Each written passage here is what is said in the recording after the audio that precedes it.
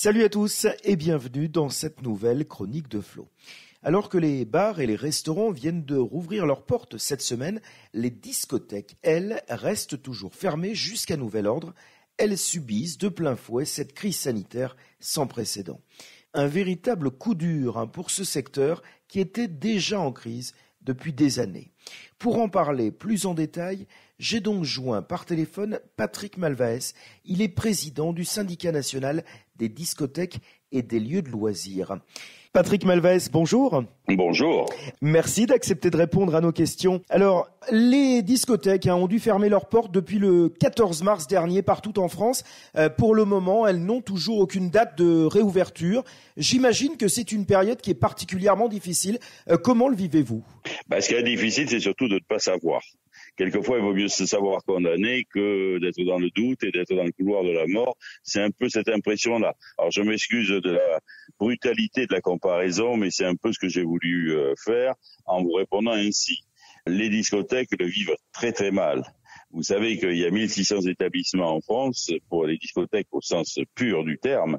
Si on prend celles qui sont annexées, comparables, les pianos-bars, les cabarets, les restaurants, ambiance musicale, etc., on arrive un peu plus du double. Mais enfin, le gros problème, c'est les 1600 discothèques de base, pures, qui, elles, sont dans une angoisse terrible. Elles sont dans une angoisse terrible, pourquoi ? Parce qu'elles n'ont pas de ligne d'horizon d'une part.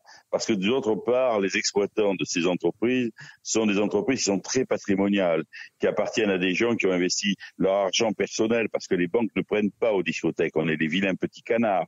On n'est pas des entreprises respectables. Donc, ils ont investi l'argent d'un peu tout le monde, ils ont gagé leur maison, etc. Et ils savent qu'ils sont menacés dans leur propre existence, dans leur propre patrimoine.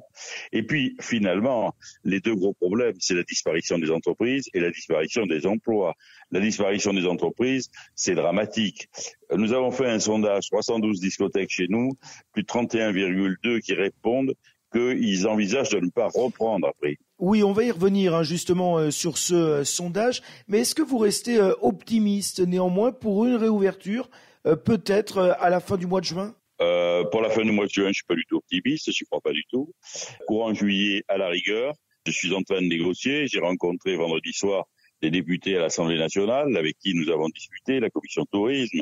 J'ai rencontré 3 députés de la majorité particulièrement ouverts et intelligents et qui ont été réceptifs aux observations que j'aurais faites. Donc, ça me laisse penser que peut-être on peut faire remonter un certain nombre d'informations plus haut et qu'on peut peut-être arriver à quelque chose. Ça, c'est une première observation. La deuxième, c'est que l'épidémie est en train de fluctuer grandement et que, si ma foi, l'amélioration se prolonge, peut-être qu'il y aura des rigueurs qui seront un petit peu moindres à appliquer. À partir de ce moment-là, un protocole spécifique aux discothèques pourrait être mis en place, autre que les protocoles actuellement envisagés.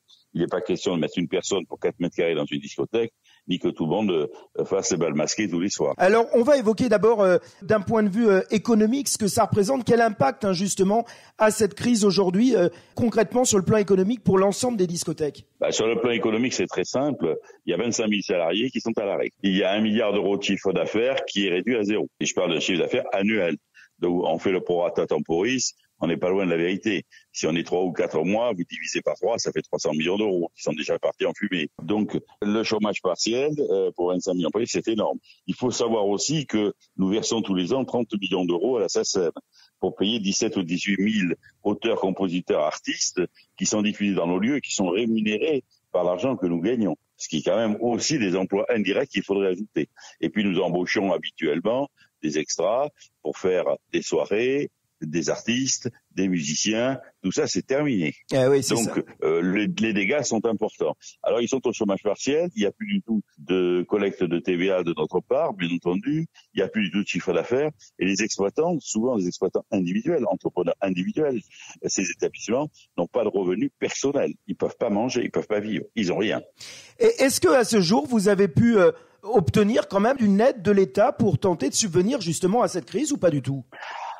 Ah oui, il y a eu des aides qui ont été mises en place parce qu'il fallait absolument, sans mauvais jeu de mots avec la crise sanitaire que subit notre pays et le monde, il a fallu mettre le secteur en respiration artificielle. Donc il y a eu les mesures de chômage partiel qui normalement ça a été prévu jusqu'à fin juin, mais qu'il va falloir prolonger pour notre secteur. C'est une de mes revendications. La deuxième chose, c'est qu'il y a des prêts garantis par l'État qui ont été mis en place, mais les banques qui sont toujours mauvaises filles si je veux reprendre le mot des cabaretiers, qui sont mauvaises filles, qui ne jouent pas le jeu. Un patron de discothèque va aller voir, mais vous êtes patron de discothèque, même si ça fait 30 ans ou 20 ans qu'ils sont leurs clients. Ils ont été absolument odieux dans la plupart des cas. Il a fallu qu'on fasse intervenir la Banque de France et le médiateur de la Banque de France ou la BPI pour les obliger à accorder ces prêts. C'est pas les banques qui les accordaient, c'est l'État qui les accordait. Les banques étaient des boîtes aux lettres en quelque sorte. C'est même pas leur argent. Mais vous voyez, la prévention, comme elle est grande envers notre secteur, et elle est terrible. Donc j'ai eu beaucoup de gens pour lesquels j'ai dû intervenir et faire même remonter des dossiers emblématiques sur le bureau de Monsieur le maire. Donc ça, c'est une deuxième chose, les prix garantis par l'État. La troisième chose qui a existé, c'est le fonds de soutien, le fonds de garantie, le fonds de solidarité, qui fait qu'on touche 1 500 € par mois pour les exploitants. Ça aussi, c'était prévu jusqu'à l'horizon du mois de juin, mais pour nous, il faut absolument le prolonger tant qu'on n'a pas de date d'ouverture ferme. Et l'autre mesure, enfin moi, je demande une mesure complémentaire si nous reprenons. Vous savez que les discothèques étaient un secteur déjà en crise. On est passé de 5 000 discothèques à 1 600, et depuis le début d'année, depuis le début du siècle, depuis l'an 2000, il y a à peu près la moitié du secteur qui a disparu. Ce qui est absolument énorme. Ça a commencé à se stabiliser. Là, ça va beaucoup moins bien. J'ai obtenu en 2010 que la réglementation change pour les discothèques. Dieu merci, ça a arrêté l'hécatombe. C'est pour ça qu'on se stabilisait. Jusqu'à présent, il fallait qu'on demande l'autorisation pour pouvoir fonctionner la nuit. Et qu'on la demande tous les 3 mois, les 6 mois ou tous les ans. C'était différent dans chaque département. Vous voyez ce que je veux dire? Si une entreprise doit demander pour fonctionner, c'est pas possible. C'est comme si on obligeait les églises à demander une ouverture pour fonctionner le dimanche. Donc en 2010, pour la première fois, on a eu des horaires garantis jusqu'à 7 heures du matin. Mais enfin, il n'empêche que le mal était fait. Et puis on a une chose qui est absolument terrible dans notre secteur. On a une TVA qui est à 20%. C'est le seul secteur des loisirs, du tourisme, des loisirs récréatifs et culturels qui est à plus de 10%. Le seul secteur. Oui, parce que pour bien comprendre, hein, le fait de devoir fermer comme ça pendant de longs mois, ça veut dire que finalement, pendant cette période, il n'y a plus du tout de rentrée d'argent possible. Il y a 0 rentrée d'argent. Par contre, il y a une chose qui est très importante que je peux vous dire. C'est qu'il y a toujours des sorties d'argent. Parce que même si la SACEM, par exemple, nos fournisseurs ont joué le jeu, etc., il y en a un qui joue pas beaucoup le jeu, c'est le propriétaire des murs. Nous avons des loyers à payer qui sont très importants, quelquefois énormes. Et il y a à peu près que 10% des propriétaires qui ont vraiment joué le jeu, qui ont accepté de repousser les loyers, etc. Vous savez que quand vous avez un bail avec un propriétaire des murs, dans le bail, il y a ce que l'on appelle une clause résolutoire. La clause résolutoire, c'est une clause qui permet au bailleur, celui qui vous loue les murs, d'annuler du jour au lendemain si vous ne payez pas vos loyers, sans autre forme de procès. Donc c'est un arrêt de mort terrible. Donc Monsieur le maire a eu l'intelligence et la précaution et la sagesse de demander et de dire qu'il n'y aurait pas de possibilité de faire jouer les clauses résolutoires à cause de la crise de Corona jusqu'au mois de juin, mais maintenant il faut aller plus loin. Il faut faire passer un article de loi, un texte, un arrêté, que sais-je, qui impose vraiment, comme une loi terrain, le fait que tant que nous n'avons pas repris, les loyers sont pas gommés, à part les 3 premiers mois où on n'a pas eu le choix comme les autres, mais seront différés, ne peuvent en aucun cas servir de prétexte pour mettre à la porte un exploitant. Je vais vous citer un exemple qui est très clair. À Paris, vous avez une discothèque qui était une discothèque phare, Fleuron. Un atout pour notre capitale, c'était le VIP Room de Jean Rock. Le VIP Room est une très grande discothèque qui recevait les stars du monde entier. Madonna vient à Paris, elle peut aller que là. Elton John, il va à Paris, il peut aller que là, et ainsi de suite. Mais c'était la discothèque emblématique de Paris pour la jet set internationale. Cette discothèque, Jean Rock vient de dire, moi j'arrête. Il a dit ça la semaine dernière. Et lui, il est installé à Paris au 101 rue de Rivoli. 101 rue de Rivoli, vous imaginez le prix des loyers. Lui, son propriétaire, les loyers continuent à courir et tout. Alors, les ennuis de tenir un établissement, l'insécurité que nous avons juridique, les tracas avec la police, la gendarmerie, etc., lui, en l'occurrence, c'est commissaire de quartier, les enquiquinements divers et variés que l'on peut avoir, plus là-dessus, la cerise sur le gâteau, vous faites plus recette et vous devez verser des loyers faramineux, il vaut mieux arrêter. Alors, vous l'évoquiez justement par rapport à cette crise, donc le syndicat national que vous représentez, donc a réalisé un sondage en interne pour savoir si un petit peu comment les établissements de nuit s'en sortaient et qu'est-ce qu'il en ressort concrètement de ce sondage. Ce qui ressort clairement de ce sondage, on a la chance nous d'avoir beaucoup d'adhérents, donc un panel important. C'est 20% de la profession qui a répondu. On a 31,2% de gens qui envisagent d'arrêter. C'est dramatique, ça fait peur. Une discothèque qui arrête, si vous avez à peu près 30% de discothèques qui arrêtent, pour dire grosso modo, 30% des discothèques, c'est 8 à 8 000 personnes ou 9 000 personnes qui sont sur le tapis. Ils vont passer du chômage partiel au chômage définitif. Donc l'État, au lieu de payer du chômage partiel, va payer du chômage définitif. Donc va payer des chômeurs définitifs. Ensuite, il faut bien voir que le profil des gens que nous avons comme employés, ce sont des salaires d'appoint, ce sont des salaires de complément. On nous redure 2 ou 3 jours par semaine et on a beaucoup de jeunes qui viennent, avec lesquels cet argent, ils payent leurs études, ils payent ce dont ils ont besoin juste pour démarrer dans la vie, etc. Donc ça prend une coloration particulière parce que ça va viser des jeunes qui sont en difficulté déjà d'insertion dans le marché du travail. Donc si on met sur le tapis 8000 personnes, dont à peu près 6000 qui sont des jeunes et des très jeunes, et les salaires de complément, ça prend une tournure qui est quand même qui est inquiétante. Et une discothèque qui ne tourne plus, 300 discothèques qui déposent des bilans, c'est 300 établissements qui ne perçoivent plus de TVA. C'est 300 établissements qui ne versent plus de charges sociales non plus. Donc si vous mettez tout ça bout à bout, il y a intérêt à sauver le soldat discothèque. Alors il y a par ailleurs une pétition qui a circulé pour soutenir les oubliés de la nuit, je cite. Les patrons de discothèques semblent clairement oubliés par rapport, et vous l'évoquiez, aux patrons de bars et restaurants. C'est clairement votre sentiment. Ah, c'est clairement le sentiment, les oubliés de la nuit, parce que on est sur la 5e bout de la charrette. Vous savez, traditionnellement, même quand il n'y a pas la maladie, nous on est un peu les pestiférés. C'est un mal nécessaire. On le subit, on le regarde comme ça d'un peu haut. Vous savez, ça me rappelle un peu l'époque de Marthe Richard, dans les années 40, où on a interdit les maisons closes. Voilà. On a dit non, il faut pas tout ça. On sait que ça existe, mais non. Bon, voilà. Alors ça fait peur, on est un pays en voie de vieillissement, on est un pays vieillissant, on est un pays de vieux, et qui a une vision sur la jeunesse, et surtout ça, qui est un peu une vision qui est dépassée. Ils n'ont pas connu les boîtes de nuit, ils ont connu les balles, ils ont connu les baluches, ils ont connu les bars à filles. Bon, voilà. Mais ils n'ont pas trop connu les discothèques. Vous savez, le disque, il est né en 1951. Alors déjà, bon, la discothèque, elle est née dans les années 80, c'est la fièvre du samedi soir, 79. Bon, voilà. Donc pour eux, c'est très très loin tout ça. Et puis ils y vont plus, ils sont pas clients. Alors quand on n'est pas client, qu'on n'est pas concerné, c'est facile de dénigrer. Voilà, moi je peux dénigrer un tas de choses que je ne pratique pas et que je ne fais pas. C'est un peu comme ça que les choses se passent. En temps normal, déjà, on n'est pas bien vu. Alors là, vous imaginez en plus, n'en parlons pas, quoi. Clairement, en dehors de cette crise, finalement, vous craignez réellement pour votre avenir. Alors, on craint pour notre avenir. Moi, au-delà de l'avenir de la profession que je représente, je crains même pour le tissu social français. Et il faut absolument que ce soit maintenu. Alors, pour revenir sur cette crise simplement, donc le gouvernement, et on l'évoquait, le gouvernement va demander un respect des gestes barrières, un respect de la distanciation sociale. Alors ça, c'est vrai que ça paraît difficilement faisable en discothèque. Comment va-t-il falloir faire, à votre avis ? Écoutez, c'est très simple. Il y a un moment donné où ça devient insupportable.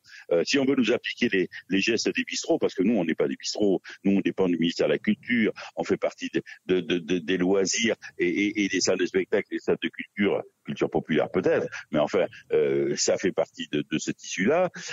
Si nous, on nous impose des règles de bistrotier, où vous arrivez pour une demi-heure, un quart d'heure, ce sont que des gens qui se connaissent pas, qui arrivent avec un masque et qui repartent, etc., et qui prennent une boisson sans y passer un temps plus ou moins long, ça n'est pas du tout la même logique. Chez nous, on y vient vraiment pour la rencontre et tout ça. Donc ces gestes barrières-là des hôteliers et des restaurateurs ne nous sont applicables, c'est clair. Et alors je dis c'est relativement simple parce que à un moment donné se pose la question de savoir si ça vaut le coup d'ouvrir. Parce que si vous ouvrez et qu'on renonce à ce qui fait le fondement et le cœur même de notre métier, ça ne marchera pas. Donc il n'y aura pas de clients.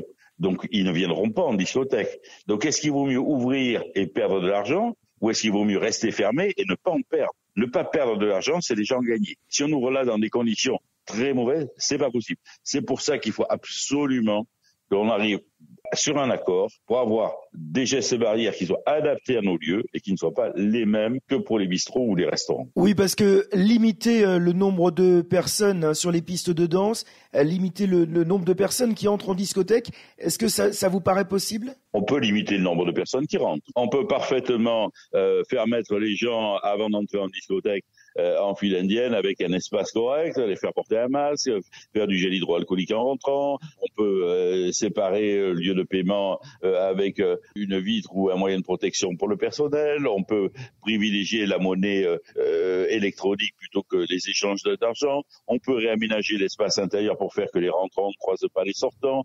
Et il y a un tas de choses qui sont tout à fait possibles et faisables. Maintenant, que les gens soient masqués à l'intérieur, c'est absolument impossible. Qu'on limite sur le nombre de la piste de 200 personnes, qu'on limite à 50 ou 60 personnes, c'est comme ça qu'il faut faire. On va pas dire qu'il faut 1 mètre ou 1,50 m entre personnes. personnes. Oui. Une piste de 200 places, on en met que 50. Si on en met 50 au lieu de 200, ça veut dire qu'ils sont 4 fois plus espacés que d'habitude. Alors, dernière question, en tant que représentant donc du syndicat, quel message clairement voulez-vous adresser à tous ces patrons de discothèques qui sont dans l'incertitude et qui savent pas s'ils vont pouvoir rouvrir leur établissement? Alors, la première chose que je leur dirais, c'est surtout, parce que là je suis un peu désarçonné parce que c'est pas mon tempérament, mais je les vois tous s'agiter de droite et de gauche, j'ai réinventé l'eau tiède, et je vois, il y a plein de sites sur lesquels Pierre-Paul Jacques, etc. Gardez votre calme. Gardez le contact avec votre clientèle. Vous savez, moi, j'ai des discothèques, j'en ai une en particulier à Saint-Palais, mais il y en a des dizaines, qui gardent le contact avec leur clientèle, qui font des sessions de disques jockeys par Facebook, par les réseaux sociaux, et qui leur envoient des messages d'espoir, des messages de vie, des messages... Bon, ça, continuez tout ça. Ça, il le faut. C'est votre capital. La relation avec la clientèle, c'est un des éléments, si ce n'est l'élément le plus important d'un fonds de commerce.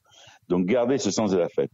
Par contre, tout ce qui est lubie actuellement que je vois passer de droite et de gauche, on me parle des drive-in en Allemagne ou ailleurs, où on va sur des parkings.